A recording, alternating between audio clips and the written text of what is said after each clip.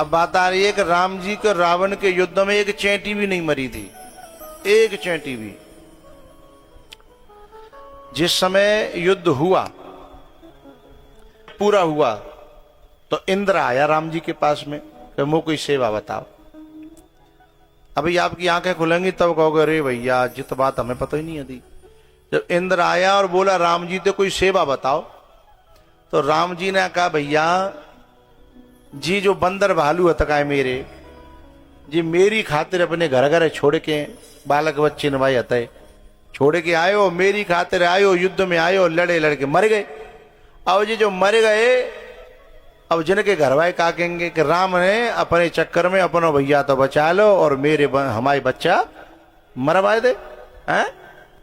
और अपने काज बूटी मंगाई, अरे अपने काज तो बूटी मंगाई, लेकिन और बंदर भालू हतकाए बिन काजे स्वर्ग में ते भगवान ने अमृत को कलश मंगवायो जो इंद्र पे हतकाओ। और कही कि जिन सवन के ऊपर बरसाए दो जाते मेरे बंदर भालू जिंदे है जाए। तो सुधा वृष्टि भई, रामायण पढ़ोगे तो समझ में आवेगी, और जाके चौपाई पढ़ोगे ना, सुधा वृष्टि भई दुहु दल ऊपर। अब समस्या ये बन गई कि भगवान सोच रहे, भगवान ने तो यूं कही कि जिन मेरे बंदर भालू पे बरसाओ, लेकिन अलग अलग थोड़े ही परे। झंझट पड़ेगा कि नहीं पड़ेगा है। अब वे दोनों मिलमा, मई राक्षस और मई बंदर भालू। अब अमृत कैसे यूं कैसे छींटा दे कि न्या यूं छींट चलो, यूं छींट चलो है। अब वो तो सब पे बरसो, और सब पे बरसेगा तो क्या होगा, दोनों ही जिंदे होंगे ना। हा? तो सुधा वृष्टि भई दो दल ऊपर। अब बुरा मत मानना, यदि वो जो आदमी या जो इंसान कह रहे हो ना कि भगवान ने पक्षपात करो, बूटी मंगाई लक्ष्मण के लिए और के लिए नहीं मंगाई, बाकी मुंह पे जो है एक तमाचो ऐसो दियो कि वो एक और बार बात यहाँ कह रहा हूं मैं, यहां भी यदि उनकी आंखें हों तो और पक्षपात देख लेंगी। एक और पक्षपात यहां हो गया उनकी नजरों से, मैं तो उसे खत्म करूंगा अभी। उनकी नजरों से एक और पक्षपात हो गया कि जैसे ही अमृत की वर्षा भई और राक्षसन के ऊपर भई और बंदर के ऊपर भई, लेकिन गड़बड़ जे भई कि बंदर सब ठाड़े है गए भई अमृत ते, और राक्षस एकू जिंदो नहीं भयो। ऐसे हल्की तालीम ते बात बनेगी नहीं भाई। हाँ, राक्षस एकू जिंदो नहीं भयो, है कि नहीं पक्षपात? लेकिन है नहीं, अभी खुलेगी बात। लेकिन वैसे लोग जो अनजान लोग हैं जिन्हें जानकारी नहीं है, हैं वे तो यहीं तक सीमित रहेंगे। वे लोग फिर पक्षपात कर दो हैं, वो अमृत ते अपने अपने जिंदे कर ले और राक्षस मरे छोड़ दे, ऐसा लगे रहे। लेकिन जो ऊपर की जानकारी तिन्ने लगे रहे, हकीकत में जब जाओगे तो राम के दीवाने हो जाओगे हैं।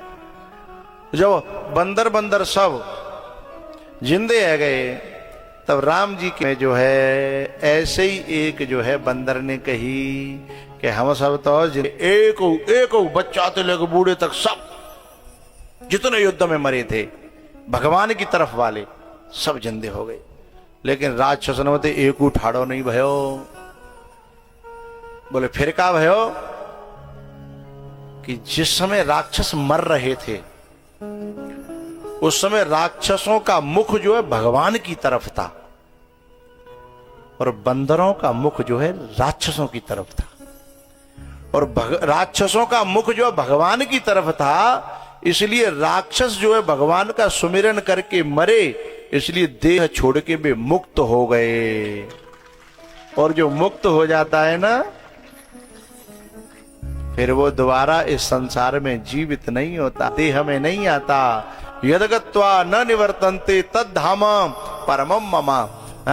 यदगत्वा यानी जहां पहुंच करके हैं न निवर्तन्ते, फिर वो वापस लौटता नहीं है, वो मेरा धाम है, भगवान कहते हैं। तो जो राक्षस थे वे भगवान के धाम को गए, और बंदर थे वे सब जिंदे है गए।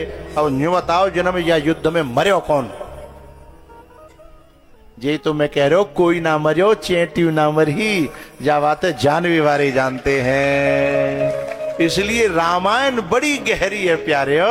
चार्यो वेद पुराण अष्टदश, छयो शास्त्र सब ग्रंथन को रस। ई चार्यो वेद पुराण अष्टदश, छयो शास्त्र सब ग्रंथन को रस। सन्मुख होए जीव मोहि जब ही, जन्म कोटि अघ नासहूं तब। राक्षस भगवान के सन्मुख होते थे और तुरंत उनके विकार मिट जाते, उनके कलमश मिट जाते, उनके अपराध मिट जाते हैं। उसी समय वो राम का नाम लेकर के मुक्त हो जाते हैं। संत के दर्शन करके विकार मिटते हैं, भगवान के दर्शन करके विकार मिटते हैं। लेकिन एक बात का ध्यान रखना, संत के और भगवंत के दर्शन करने के बाद विकार भी उसी के मिटेंगे जिसने थोड़ा सा सत्संग किया होगा। बात समझिएगा, विकार भी तब मिटेंगे जब सत्संग किया होगा। यदि सत्संग न किया होगा तो राम के दर्शन करके भी शूर्पणखा का विकार मिटा नहीं, विकार बढ़ गया। ऐसा विकार बढ़ा, ऐसा विकार बढ़ा कि देखी विकल भई जुगल कुमारा। देखी विकल, अरे भैया संत को देख करके विकलता मिटनी चाहिए कि व्याकुलता बढ़नी चाहिए? व्याकुलता घटनी चाहिए साहब। संत के दर्शन, वृंदावन में भक्ति कहती है नारद जी से, है कि भो भो साधो क्षणं तिष्ठ मच्चिंतामपि नाशय, दर्शनं लोकस्य सर्वथा गहरं परम। दर्शनं तव लोकस्य सर्वथा अघहरम परम। हे नारद जी ने को रुको रुको, मेरे जो बालक बड़े बूढ़े आ गए हैं, वृद्ध पड़े हैं, आपके दर्शन से इनमें शांति मिल रही है, आपके दर्शन से मेरी व्याकुलता मिट रही है, आपके पास बैठने का अच्छा लग रहा है। जब कभी हमें किसी के पास जाकर के शांति मिले, चाहे वे कपड़ों से साधु हो, चाहे बिना कपड़ों का साधु हो, शांति मिल रही है तो समझना वो संत है। कपड़ा बाद की चीज है, और जहां जाकर के अशांति हो रही है, तो यदि भगवान के पास में भी जाकर के अशांति हो रही है तो फिर सत्संग का अभाव है। तो शूर्पण के पास देहनगर से आई है, इसलिए राम को देख करके भी और राम के दूत को देख करके भी देखे बिकल भई जुगल कुमारा।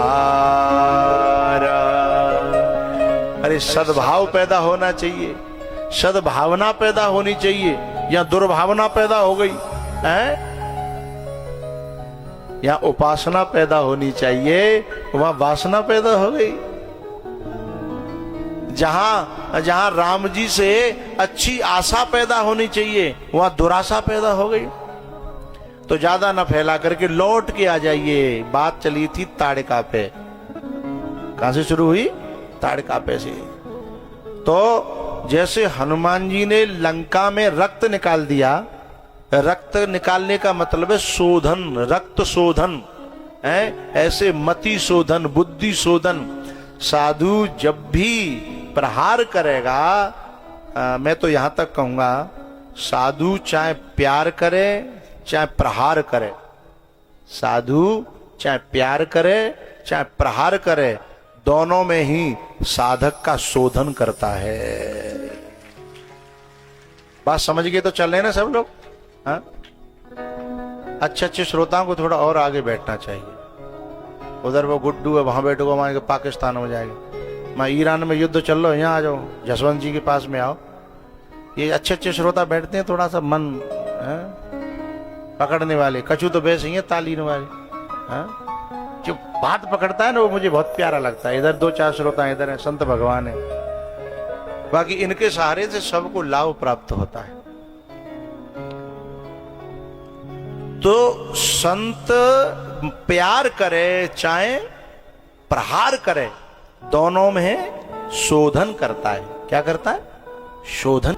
और संसारी चाहे प्यार करे चाहे प्रहार करे, दोनों में शोधन नहीं शोषण करता है। बात जमे तो तालियां से स्वीकार करिए। शोषण में और शोधन में, अच्छा शोधन भी शोषण सा लगता है, शोधन भी शोषण सा लगता है, लेकिन परिणाम बताता है।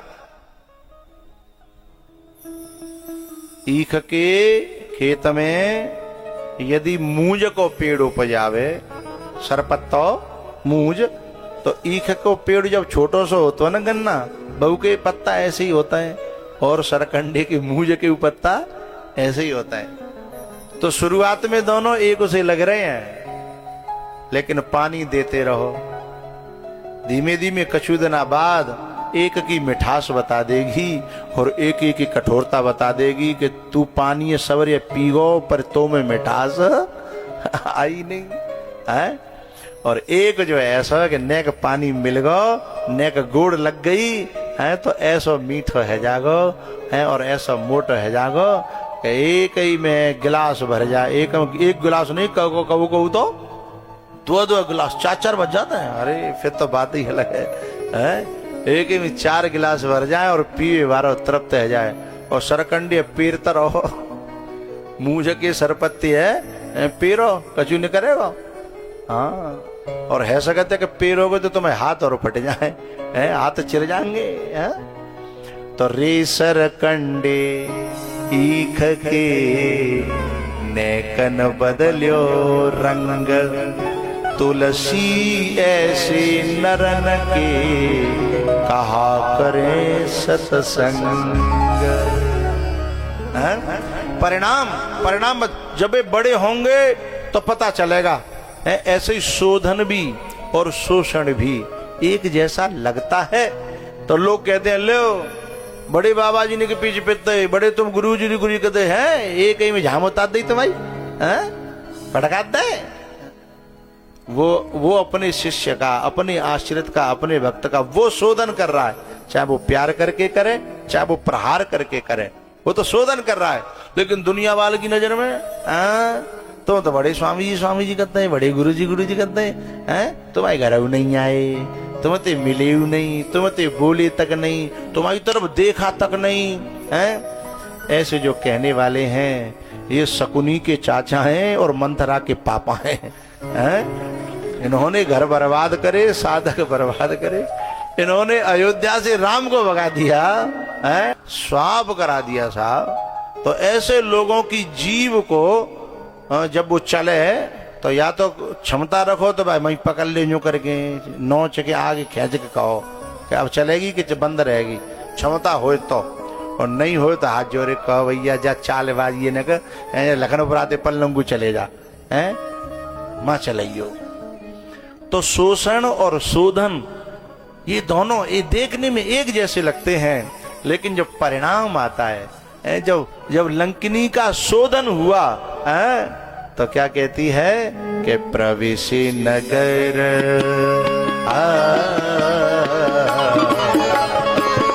प्रवेशी नगर की जय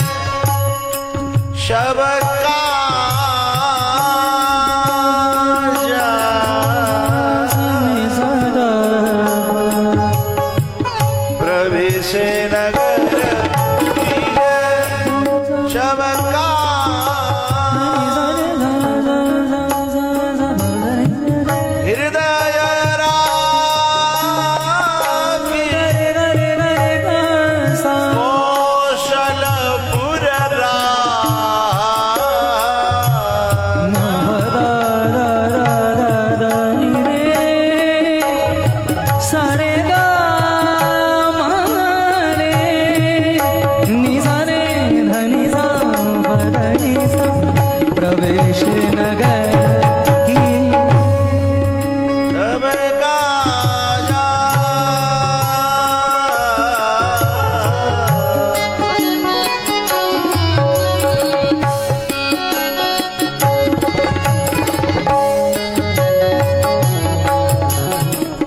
लंकिनी को एक बार सत्संग मिला था नारद जी का।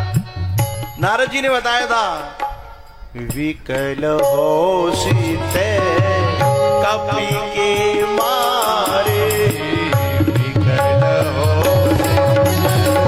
कपि के मारे, हे विकल हो सीते कपि के मारे, विकल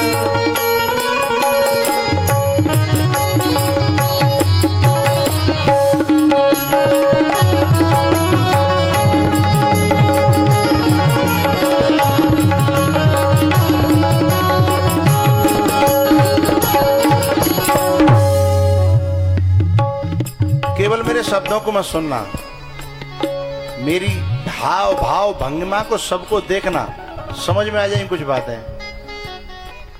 विकल हो सीते कपि के मारे, तब जाने सु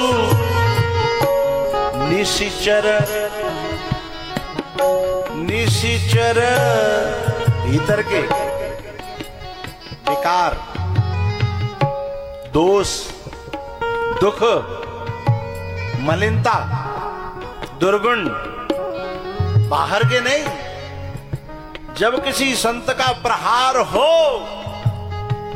जब किसी संत का प्रहार हो, उस समय समझना कि तेरे दोष नष्ट होंगे और तू इस बंधन से मुक्त हो जाएगी।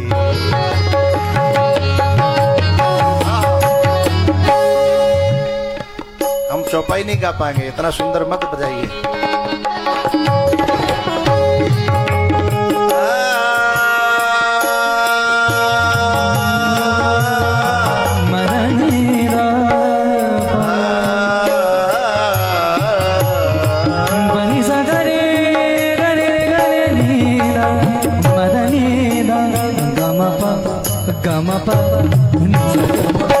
विकल हो सीते कपि के मारे, तब जाने सु निशिचर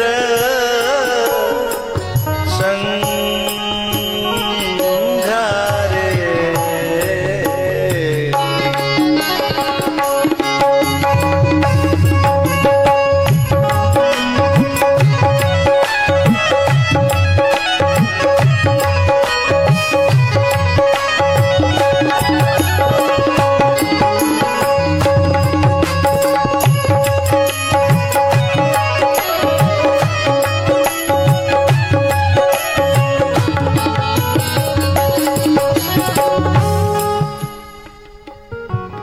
यहाँ राम के दूत है ना, कपाट खोल देता है और उसे राम के दूत का और राम का दर्शन हो जाता है। जनकपुर में एक राम का दूत एक तपस्वी के कपाट खोलता है। कपाट कभी कभी राक्षसों के ही नहीं, तपस्वी को भी बंद हो जाते हैं, क्योंकि दोष बड़ी दूर तक पीछा करते हैं। दोष जो है बड़ी दूर तक पीछा करते हैं। एक बड़े तपस्वी जिनका नाम परशुराम है, और वो जनकपुर में पधारे और राम के दूत ने ऐसे प्रहार करे, ऐसे प्रहार करे। जाको तो लंकिनी को तो एक ही में काम है गो, हैं? लेकिन लक्ष्मण जी को, यहां राम के दूत को एक आध से बात नहीं बनी, दो चार से बात नहीं बनी, बार बार बार बार बार बार, हैं?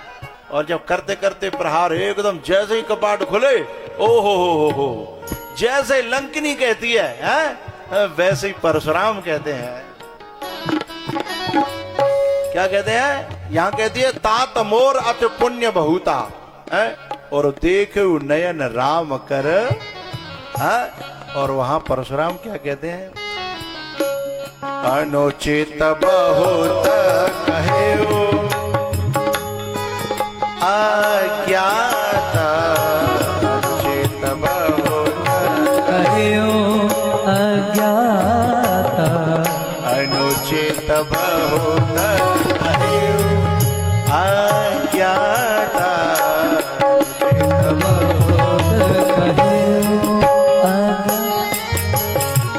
क्षम हूं। वालंकिनी, यहां एक तपस्वी अखंड ब्रह्मचारी ऐसा विश्व विजेता है, एक रामदूत के सामने क्षम हूं क्षमा मंदिर दो भ्राता क्षम हो क्षमा।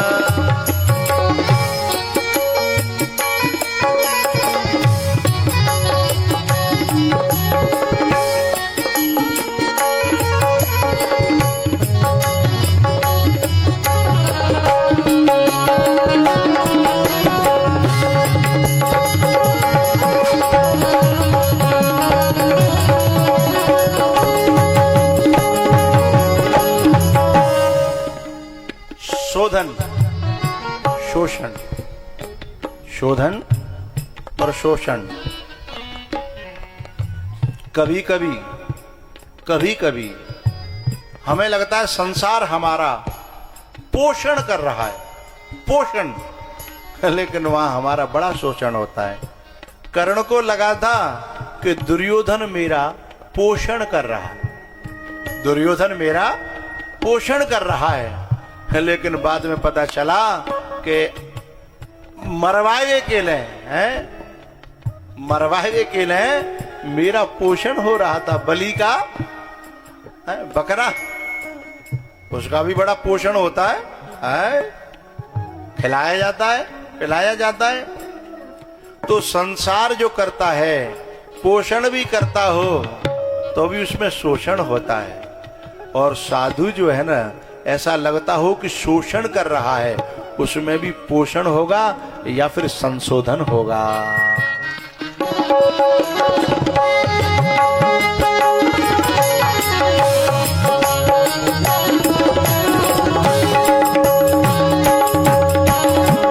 उघरे पटल, आवाज को क्लियर होने दो। उघरे पटल किनके? अरे दोनों के कहो ना, एक के क्यों कहे? उघरे पटल परस, उघरे पटल परशुधर मति के, उघरे पटल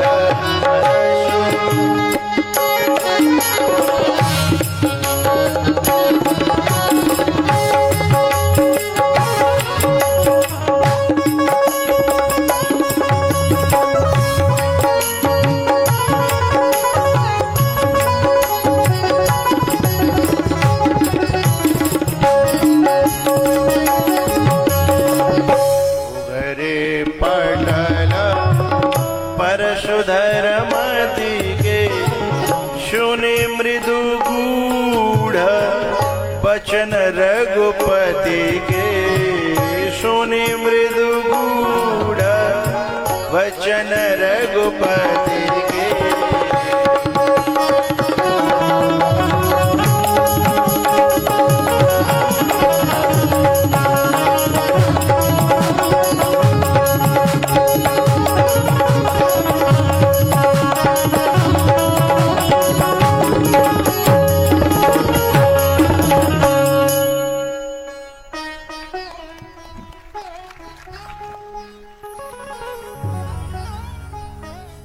ये तुम्हारा संगीत हमको कथा नहीं कहने दे रहा था, बंद कराना पड़ा। दो नावन पे पांव धर के गड़बड़ हो जाती है ना।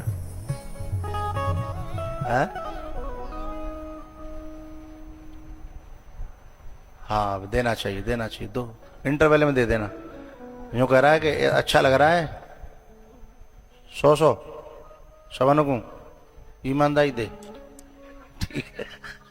नहीं ठहरा लो, बात का भरोसा हो, ठहरा ले लो। नहीं अच्छा कोई काम दिखाता है तो मन कर ही जाता है ना। हाँ विजय पालो करे चाहे न करे, हमें क्या करना, तू दे दे वो, ठीक है। 200 तो है गए, 50-50 कर लेंगे।